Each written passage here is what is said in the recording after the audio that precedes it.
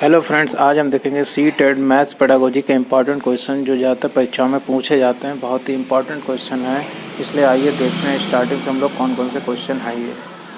तो पहला क्वेश्चन हमारा है, गणित की सभी शाखाओं में सबसे प्राचीनतम कौन है? सबसे प्राचीनतम हमारा अंकगणित है गणित की शाखाओं में। दूसरा क्वेश्चन है, रेखा गणित में प्रायोगिक स्तर पर प्रयुक्त होने वाली शिक्षण विधि कौन सी है? प्रदर्शन विधि। यानी रेखा विधि में क्या चीज़ बनाते हैं, डायग्राम वगैरह से तो क्या प्रदर्शन करते हैं ब्लैक बोर्ड पर, एक तरीके से सारी चीज़ें बनाकर। तीसरा क्वेश्चन है, एक अच्छी मूल्यांकन विधि वह है जिसमें देखा जाए बालक के व्यवहार में परिवर्तन करने की विधि। यानी वो मूल्यांकन विधि बढ़िया होती है इसमें बालक के व्यवहार में परिवर्तन करने की। जैकब एल मोरेनो का संबंध किस विधि से है? समाजमिति विधि से। समस्या समाधान विधि का सोपान है निष्कर्ष निकालना। यानी आखिर में समस्या का हमें निष्कर्ष निकालना, कैसे समस्या का समाधान होगा। गणित विषय की विशेषता है, गणित विषय एक तर्कपूर्णता होता है, परिणामों की निश्चितता शुद्धता उसमें होती है। ये सारे गणित विषय की विशेषता है। नेक्स्ट क्वेश्चन है, चिंता बौद्ध तर्कशक्ति विश्लेषण की क्षमता बढ़ाने वाला विषय कौन सा है? गणित। यानी इस टाइप के वर्ड्स आपको दिखते हैं तो ये गणित विषय के क्षमता बढ़ाने वाले क्वेश्चन है।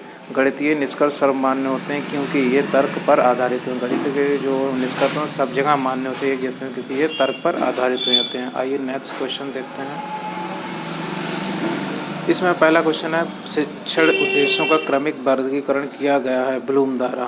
ब्लूम की टैक्सोनॉमी है, 3 प्रकार के होते हैं। कौन कौन से होते हैं? ज्ञानात्मक, भावात्मक और क्रियात्मक। ब्लूम टैक्सोनॉमी का अंग नहीं है बुद्धि। संश्लेषण विधि के संदर्भ में कौन सा तथ्य गलत है? विश्लेषण से प्रयुक्त पहले प्रयुक्त होती है। कौन सा सिद्धांत परियोजना विधि का नहीं है? मूल्य।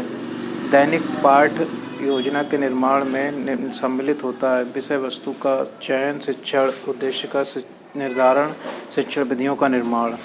अनुप्रयोग संबंधी प्राप्त उद्देश्यों की प्राप्ति होती है जब छात्र समस्या हल करने की उपयुक्त विधि चुनता है। नेक्स्ट क्वेश्चन, ज्ञानात्मक पक्ष के उद्देश्यों में सर्वाधिक योगदान किसने दिया है? ब्लूम ने दिया था, ब्लूम टैक्सोनॉमी। आखिरी क्वेश्चन इस पॉइंट का है, पाठ योजना का भाग नहीं होते हैं शिक्षा के उद्देश्य। नेक्स्ट देखते हैं, गणित के मानसिक सिद्धांत के जन्मदाता कौन है? प्लूटो हैं। निगमन विधि का उपयोग किया था, सूत्र का प्रयोग करते हैं निगमन विधि में। और आगमन विधि में उदाहरण सबसे पहले देते हैं, सामान्य से विशिष्ट की ओर शिक्षण सूत्र पर आधारित है निगमन विधि। सामान्य से विशिष्ट की ओर, विशिष्ट से सामान्य तथा स्थूल से सूक्ष्म की ओर शिक्षण विधि पर आधारित है आगमन विधि पर। विशिष्ट से सामान्य चलते हैं और निगमन में सामान्य से विशिष्ट। गणित शिक्षण के प्रेरणात्मक सिद्धांत के सूत्र हैं सजीवता। गणित शिक्षण के लिए पाठ्य योजना का निर्माण आवश्यक है। विषय वस्तु का विकास व्यवस्थित ढंग से किया जाता है। रेखा गणित में कौन से आयाम को प्रमुख स्थान दिया जाता है? आकार, विस्तार, स्थिति। नेक्स्ट क्वेश्चन है हमारा, गणित विषय का सबसे अधिक संबंध होता है विज्ञान के साथ। आइए देखते हैं और क्वेश्चन, वह उद्देश्य जो शिक्षक गणित पढ़ाने के बाद कक्षा में ही प्राप्त कर लेता है उसे कहा जाता है शिक्षण उद्देश्य। गणित शिक्षण में मूल्यांकन में ब्लूप्रिंट है प्रश्न पत्र की निर्माण आधारशिला।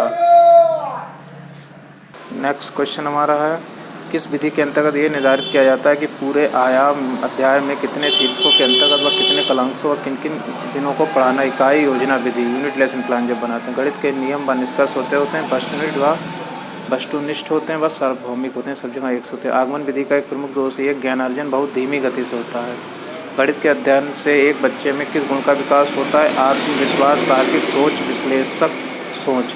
गणित सभ्यता और संस्कृति का दर्पण है, ये कथन किसने कहा था? हांग वेन ने कहा था।